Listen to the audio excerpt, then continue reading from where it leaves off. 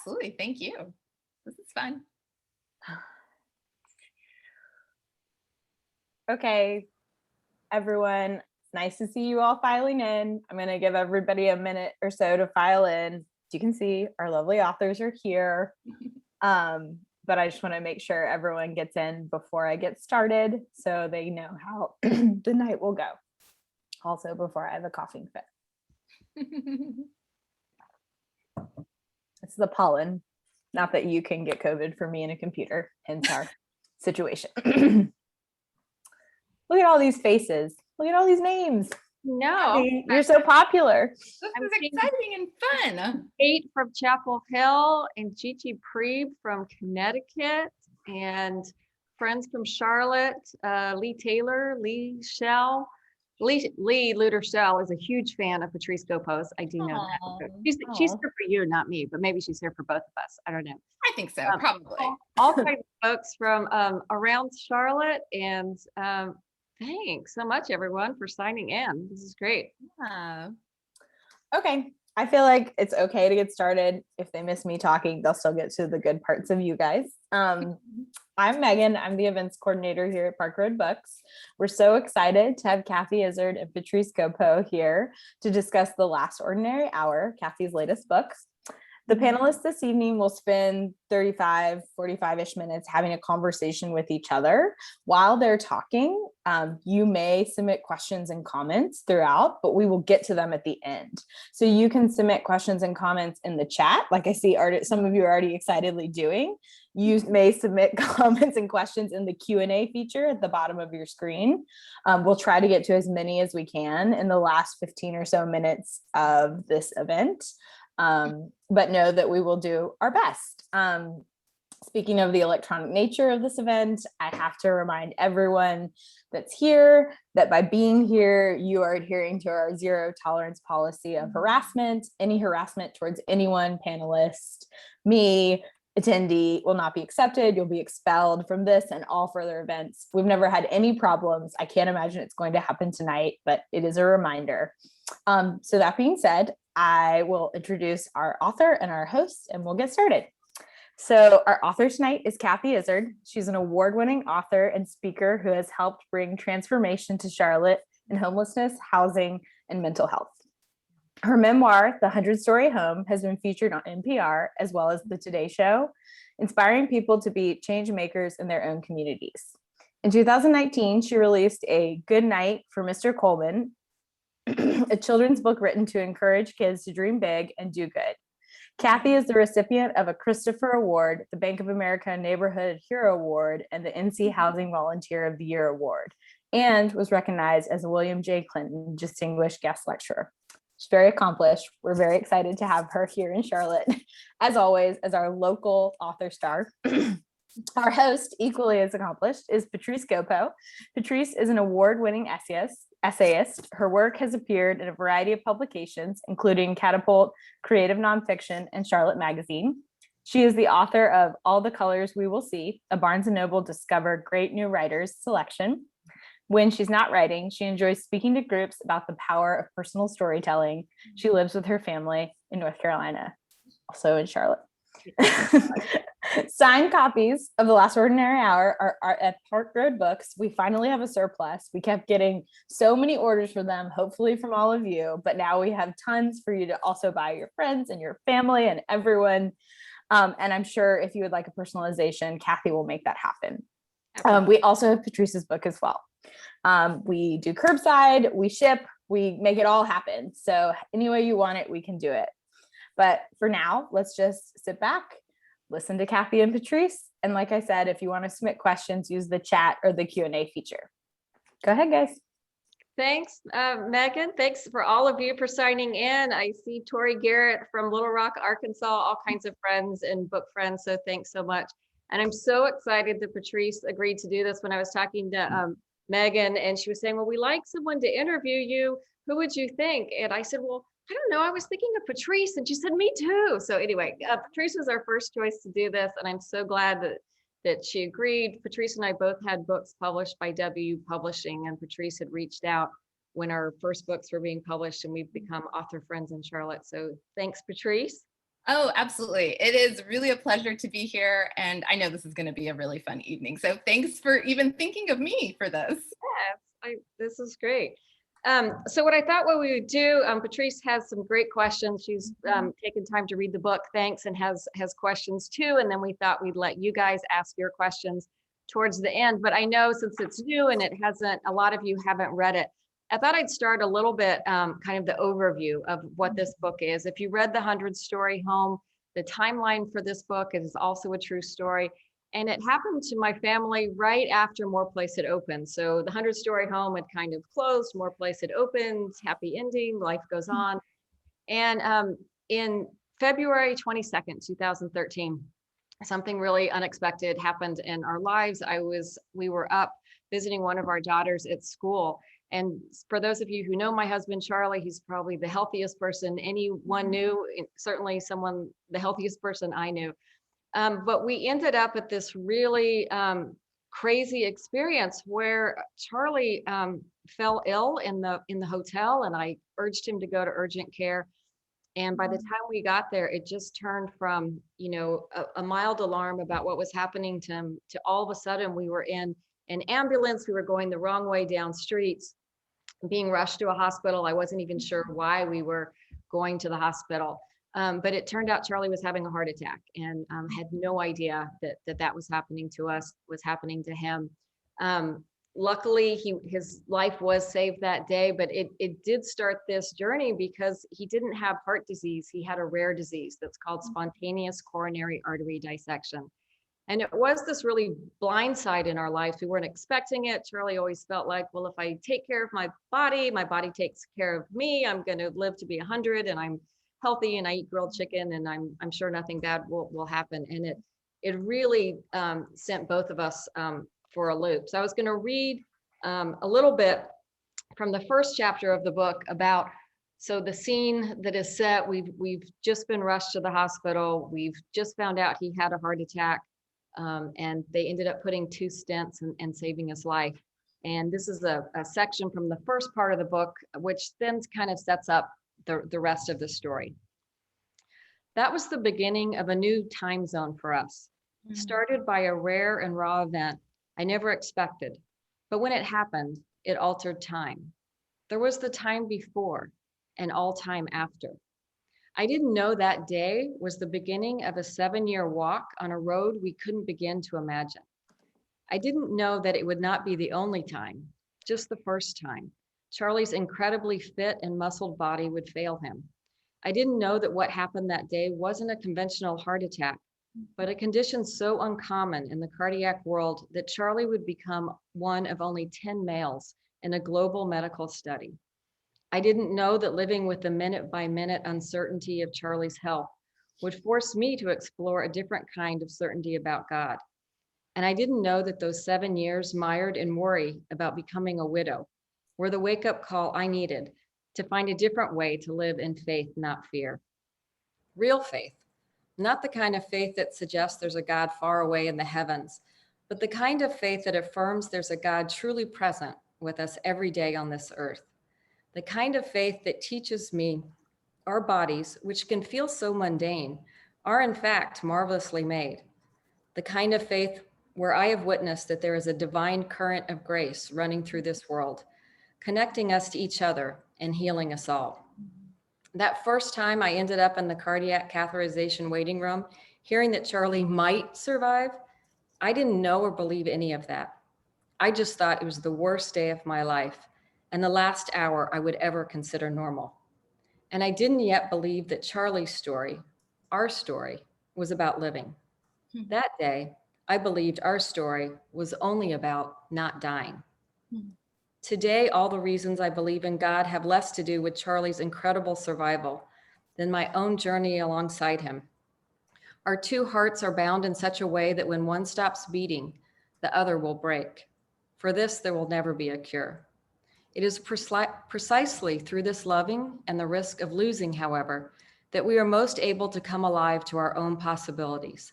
After 7 years of long nights spent watching Charlie's chest move up and down, willing his heart to keep beating so that mine could as well, I'm achingly aware that each breath is sacred, and each hour is a gift.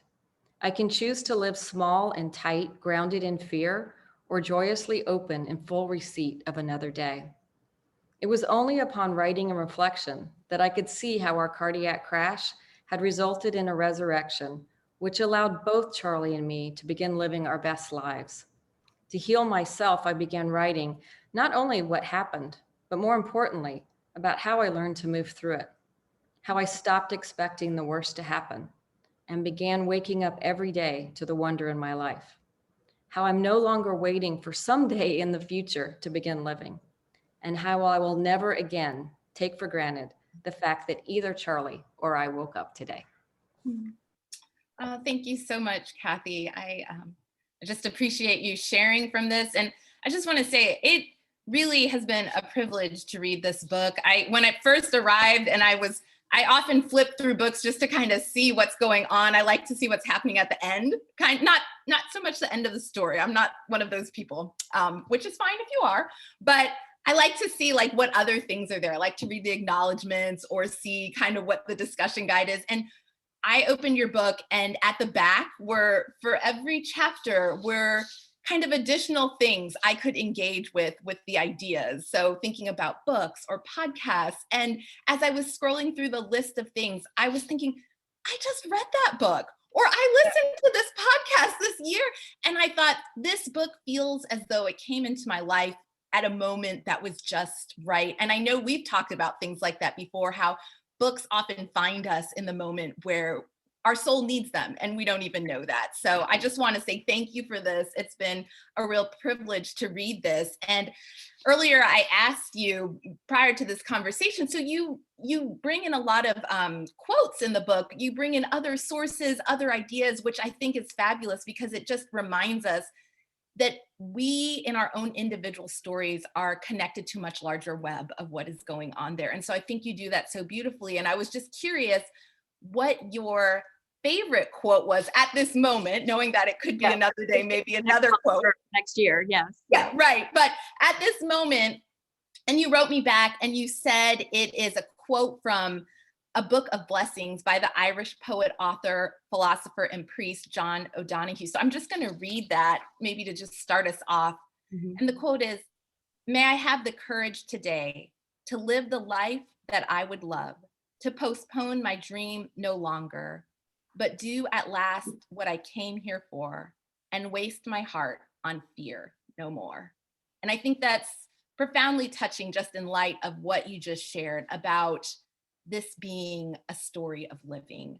So I'm curious, when you think about this book and the structure with this book, how did you maybe share with us the structure? I know what it is because I've read it, but for others who may not be aware, I'd love to hear you share a little bit. And I'm also curious, thinking about us as writers, did you feel as though you wrote into the structure and discovered it along the way? Or did you feel more as though you knew from the beginning that this was the structure that was emerging? And I'm just curious about your process. Yeah, no, great question. This is not a book I ever thought I was going to write or publish. I started just first when was happening to us, I was not writing at all. I mean, it was just trying to live it. And it was a friend of mine, she may be on this call, Edwina Willis Fleming. She said to me about a year and a half in, she said, "You were going to write a book about this and it's going to help so many people." And I thought, I'm not going to write this book. I'm terrified to live this story. I'm certainly not going to write this story.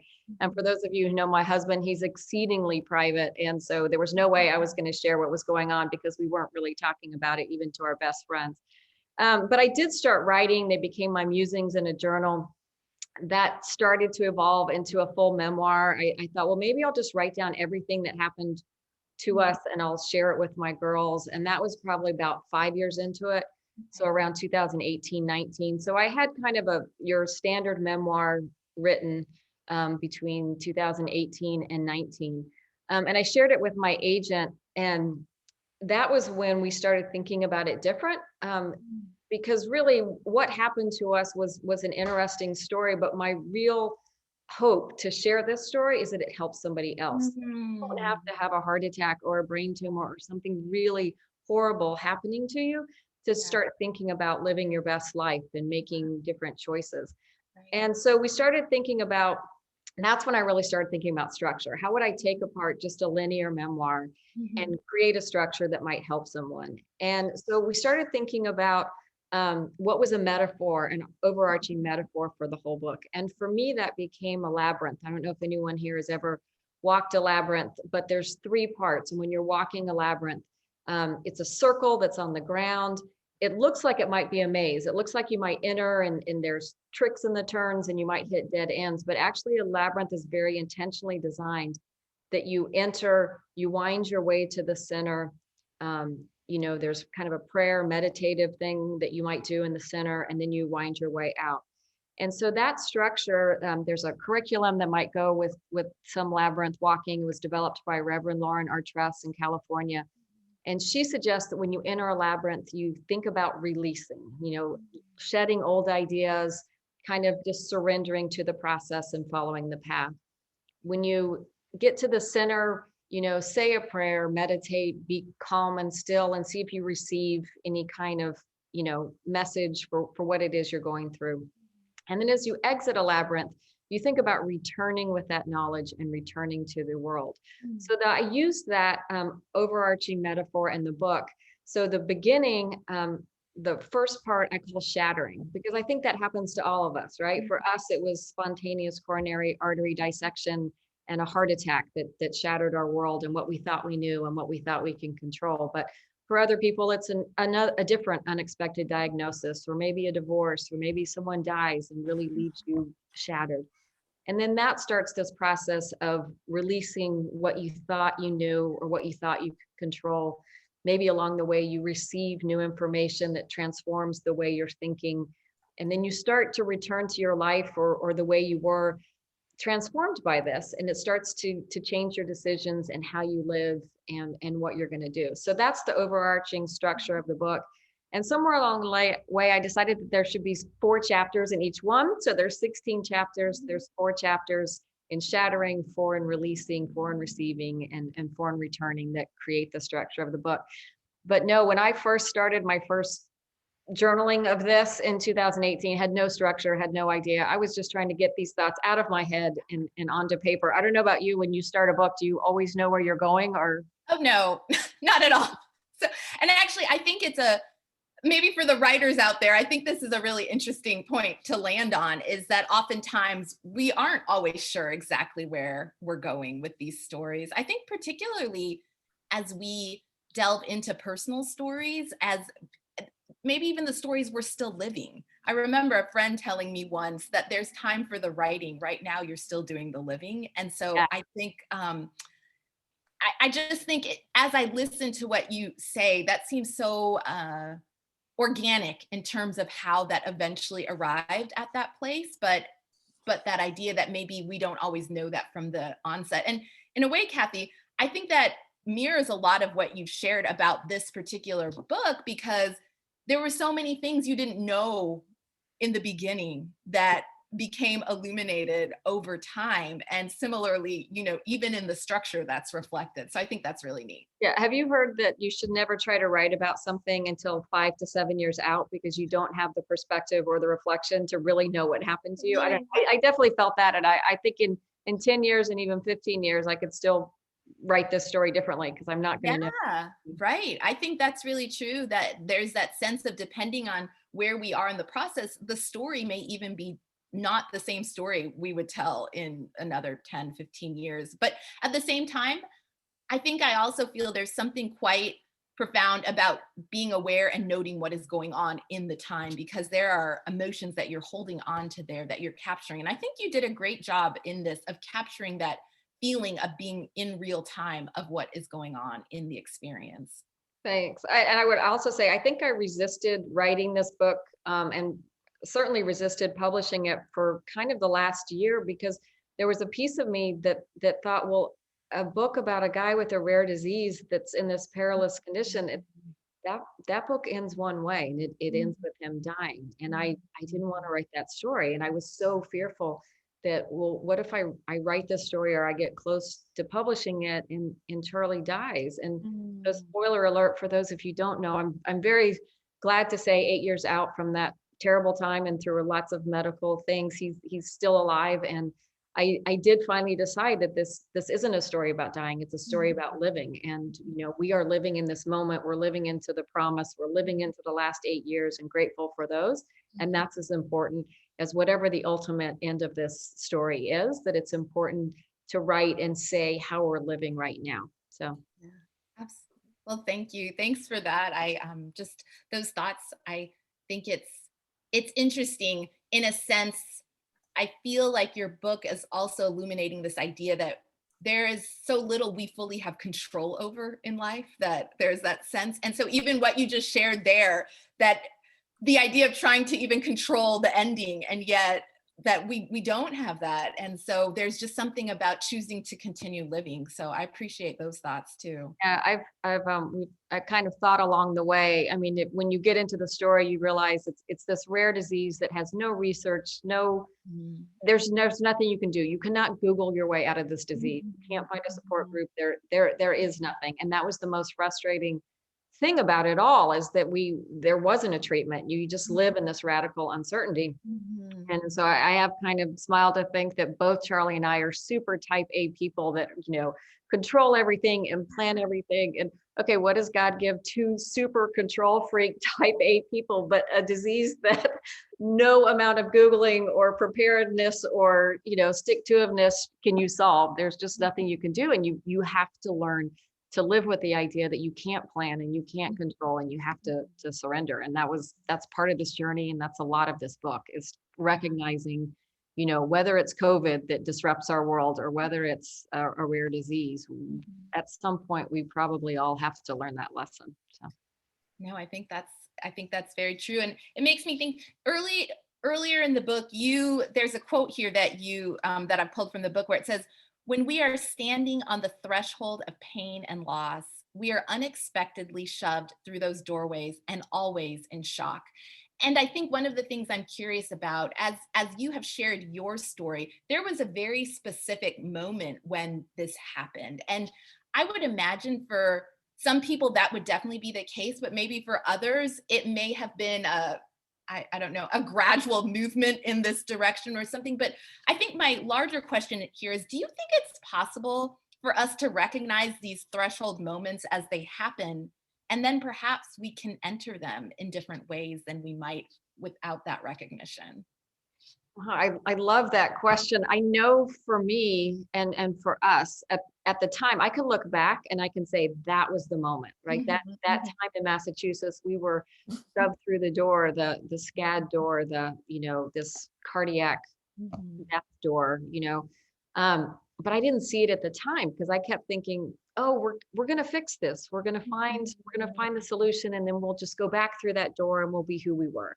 And it'll all change. We'll go back to normal. Yeah. And so I would say for us, and I don't know, I think for most people, maybe you don't see the doorway when you're passing through it. You look back.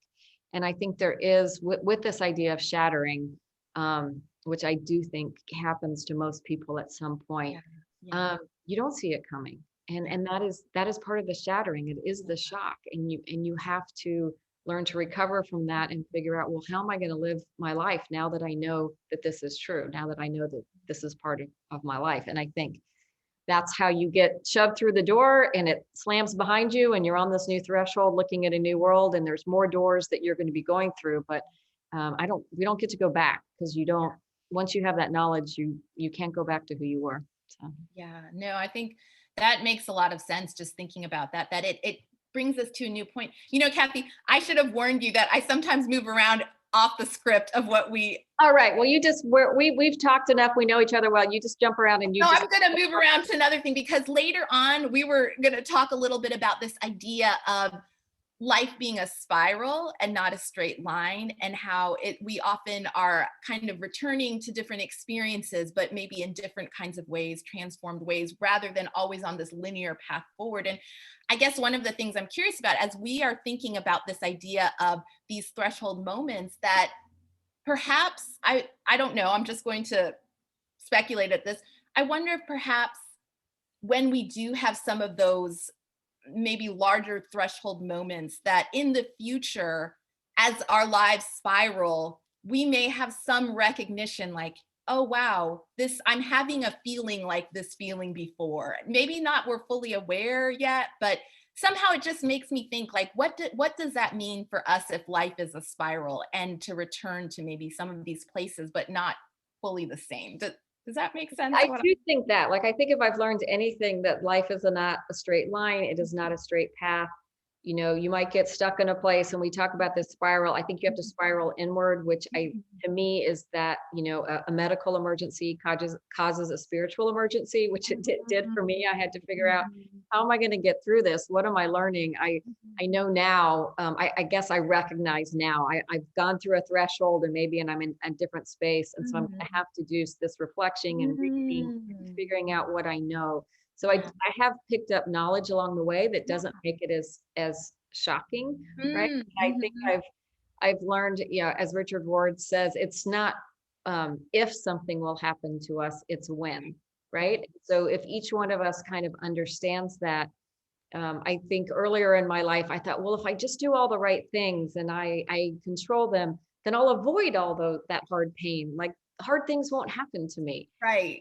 And I think that's part of what you realize maybe in the second half of your life. Some of us learn it earlier rather than later, is no, it's not if, it's when. And so when it does, like, what are the tools you can use? Where do you go for comfort? How do you ground yourself to pick yourself back up again? And there's a point at the end of my book that I was talking about this, because like I said, that wasn't the first time we ended up in the cardiac ER. There were several times past that. And I wrote this passage: even after 4 years, I never saw it coming. I didn't know how I could spiral deeper and deeper and still survive. I didn't know my biggest lesson was still to learn. And I didn't understand that feeling of aloneness was connecting me to something much bigger. In Untamed, Glennon Doyle Melton writes about visiting her dying grandmother. We can do hard things, like be alive and love deep and lose it all, because we do those things alongside everyone who has ever walked the earth with her eyes, arms, and heart wide open. When we are on our last leg, it doesn't matter how many times we are knocked down, only when we get up. There's a Japanese proverb adopted from a Buddhist teaching: 7 times down, 8 up. I had fallen down 7 times, and getting up this 8th time, my knees were definitely buckling. There are moments that might push each of us to our breaking point: an accident that damaged a heart more than a vehicle, an experimental treatment that didn't work, a miscarriage of a child already dearly loved. When they happen, we are stunned. We didn't know we would have to face such difficulties. We didn't know we would have to keep getting up. We didn't know we would have to learn to do so many hard things. But as we spiral down each time, if we allow the experience to move us a little closer to discovering what we believe, we learn how strong we can truly become. I think that's that I learned, like the first time Charlie was knocked down and we got up and we thought, okay, gosh, whew, dust ourselves off. That was hard. And then things kept happening. And you think, oh man, I don't know if I'm going to pull out of this one. This one's just too hard. And then you realize you can. And so I think that's that resiliency that you get strength from your family, you get strength from your friends. There's certainly so many friends on this that helped pick us up and dust us off and pushed us to keep us going. And then finding faith that you're not alone, and that there is light in the dark, and that you can keep going. So. No, that's beautiful. Thank you so much. I just loved what you read there. I loved that idea that you've expressed in the book, that figuring out life is never merely a one-time lesson, and just that sense of that we kind of return to these spaces. So I'm curious, what do you think that means for us in terms of how we can allow more grace for ourselves and also for others?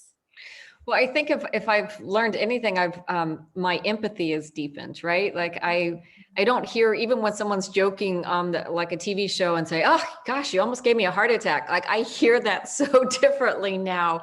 Or if I know someone's been in the hospital, or if I know someone's going through treatment, or I know that someone's dealing with a rare disease or something really hard, I feel it differently. And I understand it differently. And I think, maybe before I was kind of fearful of what do I do or what do I say to someone? And now I know, or I know what was great for us is friends, even when they didn't have the right thing to say, that they were just willing to come be with us and spend time with us. And, we didn't have to be up, we didn't have to be happy. They were just willing to be with us until we could get through to the next step. And so I think if anything, when we get knocked down, when hard things happen and when we struggle, I think we learn to be patient with ourselves. We learn to be empathetic with others and understand, that this is hard. So.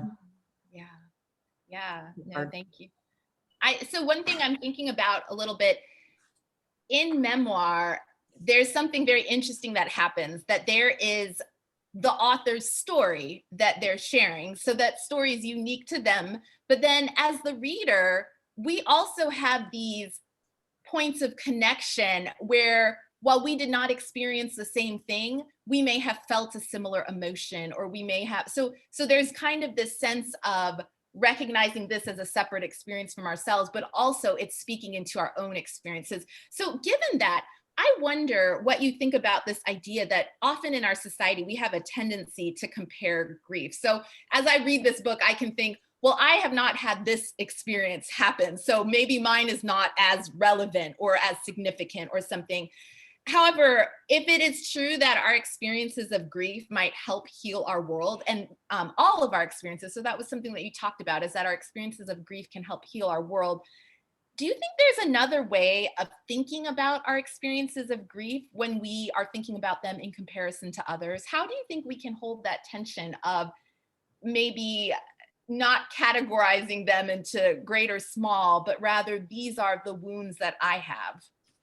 Right. I know it's such a, it's a big idea. That's a big thought. Right. And I think sometimes in times of grief, then our natural inclination is to isolate and maybe to go to our own corners. Mm-hmm. When you start to come out of your corner and you're still feeling kind of down, you think, oh, well, maybe this is the worst thing. I'm the only one that's had something this terrible. Or you look around and you say, well, at least I don't have that. Like, I think you're right. I think we do tend to compare in our grief because it's somehow the way to come out of it. But I think once we can get past the original isolation and shock, I mean, it really is the suffering and the grief. It's what connects our stories to each other. And if we can hold on to that and to know that we do have these shared experiences, and I can hear you tell me something terrible that happened to you, and I can connect on that pain. I'm not saying I'm sorry. I'm saying, I know, I know how you feel. I know. And I think that I know-ness can really bring us together, whether you're here and you've been through exactly what I've been through, or I just understand as a human that your heart hurts, my heart hurts, different things might hurt them, but we share that. I think it can be a way that brings us together, and that when we share our stories, then we're not alone. And I think that's ultimately why I decided to share this story. It's one that we really did not talk about a lot. I mean, some of our best friends don't know some of the stuff that's in their book. And I've had friends who read it and went, wait, I didn't know that's what was happening. But I think that was very intentional. I think we kept it very private. It felt big and scary, and we just wanted people to treat us normal and alone and not worry for us and not say, I'm sorry. And, ooh, how are you doing? So we tried to play normal by not talking about it. But I then finally decided, well, I think our story can hopefully help other people with their story. And so connecting in this healing and empathy is hopefully the point of the book. So. I think one thing a couple things that you've said there, just that sense of being able to sit with somebody in a place of pain that they might be feeling, and just that sense that my heart hurts. I know what it is to have my heart hurt, someone else's heart hurt.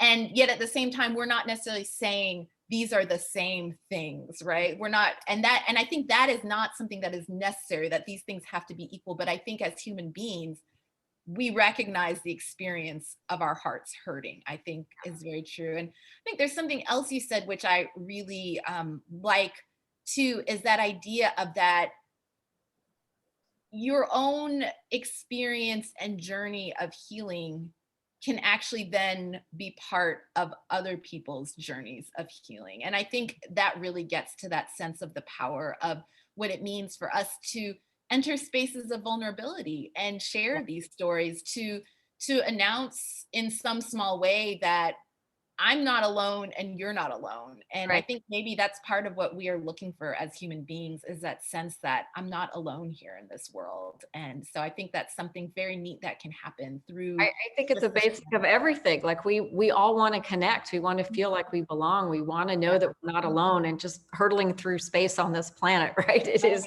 Yeah. what I think is the basis for all of us. And I also think this idea of healing versus cure, I talk a lot about that in the book, Mhm. that Mhm. Charlie's disease is uncurable. There is no cure. There will not be a cure. And we spend a lot of time, hitting our head against the wall saying, well, this will only be over when he's cured. And then finally this idea, well, there's also the idea of healing. And that means not only kind of our psyche on how we're dealing with this, but his heart maybe not be able to be cured, but we can be healed. We can make different decisions. We can choose to live differently. And hopefully that's what a reader will get from this too. Whatever's happening to them, Right. they can find some healing in their own story. Yeah, absolutely. And I think also to what you're saying too, that sense that these experiences can have the power to transform us in ways that we may not even fully realize we need transformation. I think that's something that really comes through in what you wrote. And it makes me think of just a lot that you talk a lot about growing in the midst of crisis, pain, and loss. And I'm curious, how do you think we as people can enter into a posture of learning in the midst of suffering? I mean, do you feel like that's something that we can maybe work at in advance, such that when things happen, as we know they will, that we can be people that maybe are more able to, or is it just part of the journey, do you think, to become more aware of the learning that can transform? I do think that's why we're here. I think it's all part of the journey. Unfortunately, the suffering and learning and, Mhm. grieving and learning again. But I don't know, there's a lot of 70 and 80-year-olds who figured out that things are going to happen and they have a lot more grace when they do. And I want to be like them and know that, okay, well, here comes something else again. And sometimes when things are hard, I think, oh, okay, here's something else I'm supposed to learn. So at least I've figured that one out, that things Yeah. are coming my way and I'm not going to be able to control them. And I can try and think, okay, well, try and be graceful and learn something in the midst of it. I think we can. So, and we all have different levels of what's coming at us in suffering and grief. And sometimes it is frankly insufferable. So I don't mean to make light of anything Yeah. that anyone's going through here. And certainly I'm still here as not yet as a widow. And that's a whole different level of learning and suffering and grieving that's still yet to be. So. Yeah, no, I mean, I think that certainly is true. Exactly what you're saying, just that sense of, people going through different things and what they may be experiencing. And that makes me think about how towards the beginning of the book, but you come back to this image multiple times about the shards of our lives and our the shards of our lives and the shattered lives reassembled yield something greater than what we could imagine. And I think my question for you, just based on what you just even shared now about that sense of being in a position of suffering and recognizing it as a space for learning, but I'm wondering, do you think it's possible for us to arrive too soon at the idea of beautiful transformation? Can we, in fact, move through these movements too quickly? I've definitely met younger souls, 17-year-olds who were old souls and came into this world and it had already figured out that, maybe they had a different kind of contract in this world and were already figuring out things that I hadn't figured out at 50. For me, I don't think I did a lot of deep soulful thinking until, in my 50s. I would like to think maybe my kids will read this book and I can save them some suffering and they'll figure out things early on. But I don't know. I do talk about this idea. That's the cover of the book. If you see the cover and there's kind of the gold cracks that are on it. There you go. And there's, I was going to read that section because it talks about this idea of shattering, and then maybe that's the last piece I read, and we'll take some questions from folks. But this is talking about this idea of shattering and putting it back together. We're weighted by our own mortality, certain of this unwelcome knowledge that has entered our lives, and thus everything has changed. Within this shadow, we cannot celebrate. Under this steady gaze, we cannot look away. We are left then only to bear it. With anxious hearts and already grieving minds, we must learn to live this life with the unwelcome certainty of its end for ourselves and those we love. At the onset, this knowledge feels unbearable, as if we have shattered and will never be whole again. This shattering, however, also brings new consciousness, providing the possibility of transformation. In Japan, there's an ancient art of kintsugi, repairing broken pottery by filling the cracks with gold. Practitioners of this 400-year-old technique believe these imperfect yet restored pieces are even more beautiful once made whole again.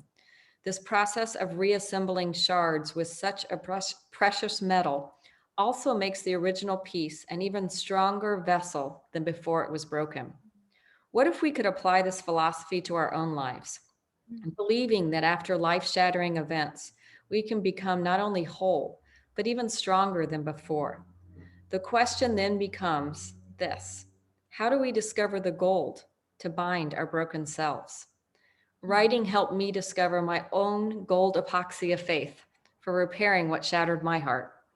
While I may never be grateful for what broke us that day, I will now concede that we became the strongest and most beautiful version of ourselves.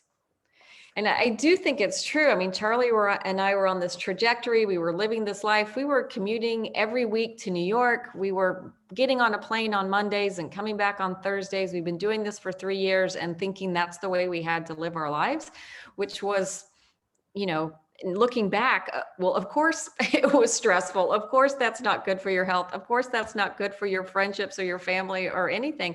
But we were unwilling to make change. And really this disease forced us to see things differently and to make changes. And while I'm never grateful that Charlie is living with this and the changes it's brought to his life, I am grateful for some of the decisions we made and you know, some of the changes that transformed us because of it. So yeah, I think that's a sense of the power of what an experience can possibly do, in the sense that it's not that you necessarily obviously want, but these things can still transform, and there can be beauty in that transformation. I believe so. Yeah. I'm just gonna, I'm gonna ask one more, and then we'll move into the conversation. But I just, based on what you said there's a moment where you say to Charlie in the book, you can't find who you are meant to be if you are only willing to be who you were. And I'm curious what you think prevents us as people from letting go of who we were. Well, I think we spend, you know, this is Richard Rohr, we spend the first half of our lives building this container of success or what we thought. And a lot of times those containers are based on not even our own ideas. We're building a life that our parents picked, or we're building the life that, you know, someone told us long ago that should be a doctor. So we become a doctor and we don't even want to go to med school, right? So you create these lives and you attain these markers and this success in a life that you think you're supposed to lead. And, you know, somewhere, you know, for a lot of us, it's midlife. Some people it's sooner, some people it's later. You know, I think you start to hear those whispers of, oh gosh, this is not my life. This doesn't feel right. I think I should be doing something else. And so when you've spent all that time building this container and building this life of what you should or what you thought you should do, it's pretty hard to give it up. You know, it does take these cracks. It does take this kind of whack upside the head to say, really, like, are you really going to keep up this, or you only have so much time left? So why don't you try that thing that you're so afraid of, or maybe that's feeling so right. And so I do think it's this sense of, you know, we spend the first half of our lives, you know, building this. The second half, we're breaking it down and building back maybe a better container and filling it with things that are more authentic to who we were meant to be and why we're here. and more our true selves. But, you know, there's a lot in the world of shoulds of what we think we should do. And so you have to be a little countercultural to rebel and listen to your own heart. I talked to my first book about Trust the Whisper. I think this is all about trusting the whisper and knowing this is not right. You know, Charlie's body was obviously screaming that this was not right, that this, you know, something was wrong. And, you know, we both finally had to listen. So. Great. Thank you so much, Kathy. I really appreciate these. It's just been great hearing this. So yeah, Megan, I'll turn it over to you. Oh, we got to hear you. You got to turn on your sound. Yeah. Uh-oh. Can you hear me now? Yes, Yeah. We can. Of course, you know, happens on the fly. I was just saying you could finish expressing your gratitude. I can see all through the chat that everyone feels similarly. They're very thankful to hear these words. But we do have some questions if you'd like to answer some. Yes, let's get the question. The one that I got in several forms, in several places, is given the privacy of Charlie and sort of the intimate nature of this, how did you get him to agree to this book? And another comment sort of related to that was that they think this says so much about Charlie's journey with the acceptance and way of life that you guys could get to this point. Yeah. Yeah, I know. I can see some good friends, and you know, even Charlie's high school and college roommate, Gigi Preeve, is in there. Her husband was Charlie's college and high school roommate, and definitely know my husband to be someone who prides himself on no digital footprint. It is very hard to find anything about Charlie. He has no social media accounts, and there's, you know, he's kind of tries to be an invisible man. So I wrote this book for 2 years and really didn't tell him I was writing it. It was my own healing. You know, I was writing to heal. And then when I let him read it for the first time, you know, it was really emotional for him. And, you know, for a couple reasons, he doesn't remember a lot of it. I mean, when you're in the patient and you're going through these traumatic things, I mean, he was unconscious for half of the time. Sometimes he was, you know, out, he was in surgery. So a lot of the remembrances that I had and what was happening to me and our girls and the fear that we had, he wasn't a part of it. So it was really shocking for him to read what was happening around him. And I think the second piece, because he didn't remember so much, you know, something traumatic would happen and he would, you know, wake up and there would be tubes coming out of him and he didn't even know what had happened. There was a sense in his body that he was terrified and he knew this might happen again. But I think psychologically, because he wasn't there, he didn't remember it. So I think he felt terrified, but he thought, well, maybe I'm just being a baby. Maybe there's nothing really wrong. So I think reading the whole story out, I think gave him some, you know, sense of sanity of like, oh, no wonder I'm terrified. Some really horrible things have happened to me and to our family. And I get why I'm terrified. And so when I started thinking about actually putting this book out, I didn't think he was going to think that was a very good idea. But I don't know, I heard him telling a friend the other day that it was important to him that he knew that writing was the way that I heal. And so because he said, well, whatever helps her, I'm okay with it. So I think he just, yeah, that's gonna make me tear up. But anyway, most of you guys know, I call him my goose. He's this really great guy. And just another example of him willing to be out there, so. Well, it's gonna help a lot of people, so. Sorry, Lori Ann Wood wrote that she's almost finished with the book, and she loves it, and it's beautiful and impactful. For the details of the memoir, aside from the journal that you've referenced several times, did you rely on friends and family members, or do you have that detailed of a memory? Sort of how did you reconstruct those things? And that sort of speaks to what you were saying, that you could really use Charlie to do it, so. No, I know. Thanks, Lori Ann, for the question. And Lori Ann's going to write her own incredible memoir. She's already writing it now. And so anyway, look for Lori Ann Wood's story coming up. I did use a lot of memories. A lot of these things are burned in my brain. I'm not going to forget them, right? Like that day in the ER and going to, the hospital and being, those things are so seared in my brain. I can't unsee them or unforget them. Other things for timelines, I relied on emails and, notes to doctors. I contacted the doctor that did Charlie's stents, 8 years ago, and I got the records from the hospital just to kind of remember. I have the records. He ended up being a patient at Mayo Clinic, so I ended up getting those records and, going back through that to try and remember it right. But so there was some kind of fact checking. I never want to write something and then, what was it, James Fry, A Million Little Pieces, where somebody comes back and goes, hey, that's not really what happened. So I was trying to fact check and especially the medical details, there's some words and trying to make sure that those were the right technical terms, that is what he was diagnosed with, that how it happened.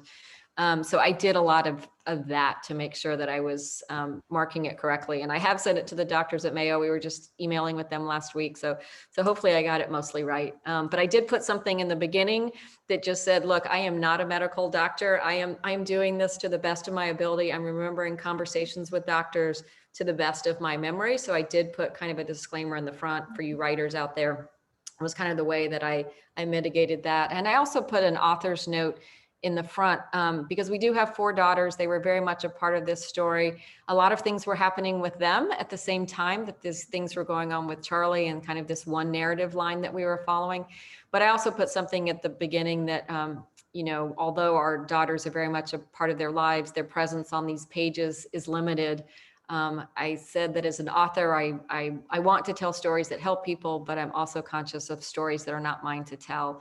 And I think for any writer out there who's trying to be protective of family members or sharing some stories and not sharing others, that's also the way I tried to mitigate, someone saying, well, what did daughter number 1 think? Or what did daughter number 3 think? I tried to keep their thoughts and feelings pretty soft and out of this. They're young adults, they're living their lives, and they don't necessarily need to be on the pages of a memoir of their mom. So that's very nice. Not all authors are as nice as you are. Another question we have that I think sort of speaks to some of the larger themes in the book is, this seems like a very good book for the moment, given COVID and the year that we've had. Did you write with that in mind, or was it just good timing, or was it sort of all of that sort of synergy? No, well, great question, right? And that's why the subtitle, Living Life Now That Nothing Will Ever Be the Same, it speaks to Charlie and my life never being the same. Every person on the planet, your life is never going to be the same after this last year. And that actually kind of talks about my publishing journey. My publisher who published The 100-Story Home did not want to publish this because it was not necessarily picking up where The 100-Story Home left off. It was not lovely stories, inspiring stories about people being housed. But I felt really strongly that this was a story I was meant to write, a book that I was meant to write. I ended up self-publishing this primarily because of timing. By the time I would go out and shop more publishers and try to get, publishing is an 18-month window, right? I mean, from the day some publisher said he would publish this book, he or she, it would be at least a year and a half, maybe 2 years out. That could be 2022, 23. And I really felt the shelf life of this book is now. So I started working on self-publishing this in January to come out in May. I really, in my head, I wanted it out by May 2nd because that's Charlie's birthday. And I wanted to say that I did it in time for his birthday. We're just making it. We're getting it under the wire.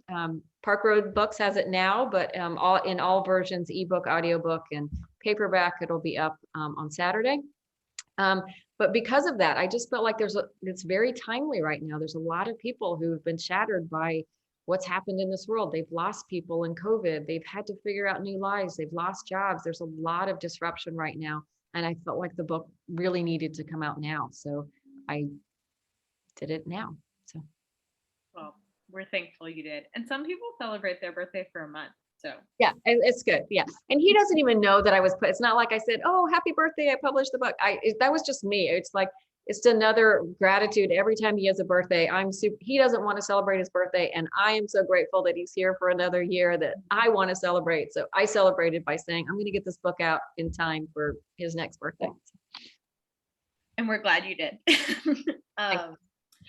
Erica asks, well, first she says it's a wonderful discussion. And she says, I haven't read the book But how have your experiences and his differed, and how you reacted to this diagnosis? Did you have different trigger points of when you started living in hope and gratitude? Which I do think Yeah, great question, Erica. I think I know which Erica that is. Hey, another writer friend in the audience. Very differently, as you might expect. I'm the caregiver. He is the patient. I am the woman who wants to process out loud and with people and all the things. And he's the guy who just doesn't want to talk about it and, anything. So we were living it very differently.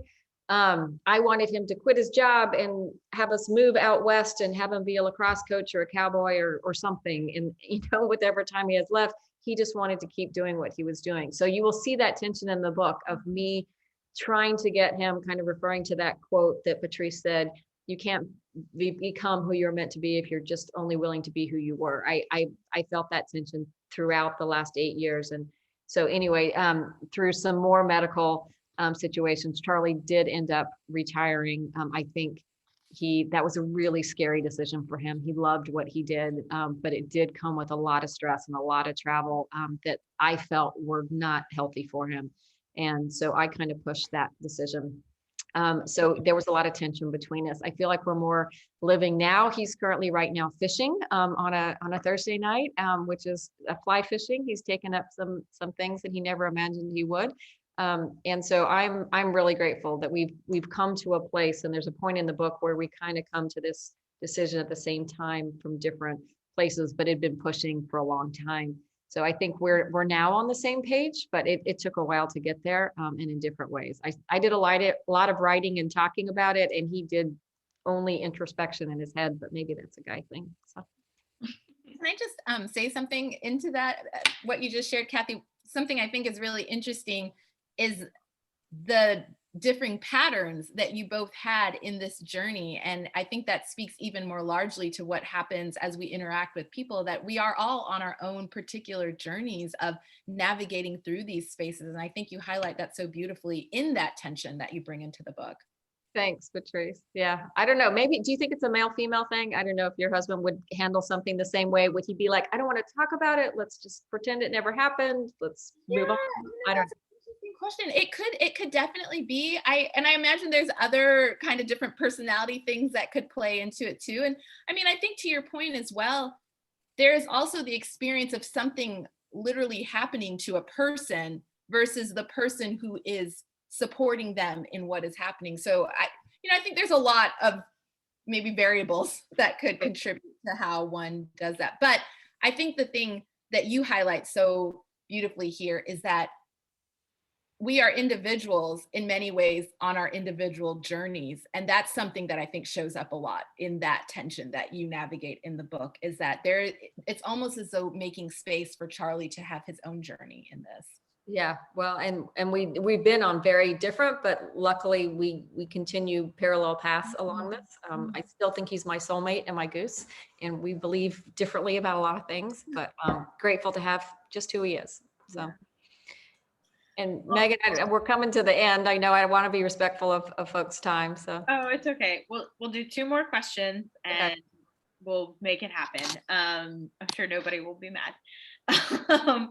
Linda says that in the midst, well, first she's saying everything's great, but in the midst of suffering and loss, there are no ordinary hours. Hemingway said that we are all broken and become stronger at the broken places. Do you feel stronger in the wake of this experience? Absolutely. Right. I really do. I wouldn't have, if you had told me 8 years ago, all we're going to go through and that we're going to be standing on the other side of it, feeling grateful at life, imagine, appreciating the wonder in every day. I would have, if you had told me that, I would have said, you're really wrong, because I don't feel grateful or happy or anything right now. But I do genuinely feel that way. I wake up today and I do not take for granted that I woke up, or that Charlie woke up, or that any of our 4 girls woke up today. And, grateful for the last 8 years. Charlie's been alive to see our girls graduate from high school and college and grad school. And one of our daughters got married. And so he's been here for all of that. And it's a huge gift. So I feel like if you didn't feel that way, you probably wouldn't have written the book. Yeah. So that was sort of a nice ending question. A few comments, everyone thinks it's great. Everyone finds it inspiring. Somebody loves the audiobook and says, are you the narrator? So. Oh, good. No, I am not the narrator, but Jenny Welsh is, and she narrated the 100-Story Home. And so I tried to get her, and I did, so because it would be the same voice for the books. And just kind of fun fact, I'd sent her an email to say, thank you so much for doing this. I so appreciate it. And she, had shared some points along the way that she just thought were kind of miraculous. But the biggest one is that she has a daughter who has the same birthday as Charlie, May 2nd, and her nickname for her daughter is Goose. So anyway, we just thought that was quite remarkable that the narrator of the book has a May 2nd goose, just like me. So feels very meant to be. It does. And then the final question, which I think is the dreaded final question, but somebody else asked it, it wasn't me, is, are you working on anything new now? Now, granted, we just got this book out here. So well, I am. Actually, I was working on a book, which is probably the natural next book after the 100-Story Home. I'm sure my publisher of the 100-Story Home would love this next book because it makes sense on that one. This one just came out. This one just wanted to be born. It wanted to be written. I have 10 chapters of the other book kind of sitting over here, and this one was just dying to come out. So I stopped working on that and this. And that one has more to do with what I call the God dots in our life. These, maybe that there are no random connections, right? That there is this current of grace running through the world, connecting us all. And when you pay attention to those stories, there is so much serendipity, coincidence that really isn't. I don't know. It's much more meant to be. So just those stories along the way that have either come out of the 100-Story Home or just people that I've met, I've been collecting those and kind of weaving those into a narrative is what I'm working on now. So. We can't wait for that one, but we'll let you celebrate this one. Okay. Thanks. All right. Thanks everyone for being here. Thank you, Megan, for doing this. Thank you, Sally Brewster, for having an amazing local bookstore. Please support Park Road Books. If you want to buy your audiobooks on Audible, please do, but buy your paperbacks and books from Park Road Books. Patrice, thank you so much. If you've not read All the Colors You Will See how beautiful and thoughtful and deep Patrice is in person, and her essays are just as beautiful. So if you don't have that book, go to Park Road Books and get it. So that's normally, you just took my spiel at the end. Okay. Everyone, thank you so much for being here, attendees, authors. It was wonderful. We will get you signed copies and personalized copies of both books, and please buy them from us.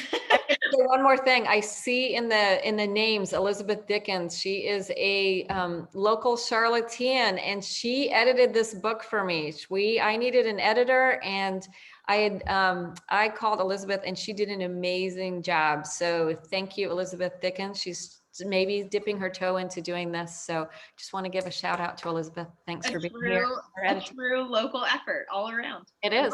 All right. Thanks, guys. Thank you, everyone. All right. Good night. Buy the book. Okay. Bye.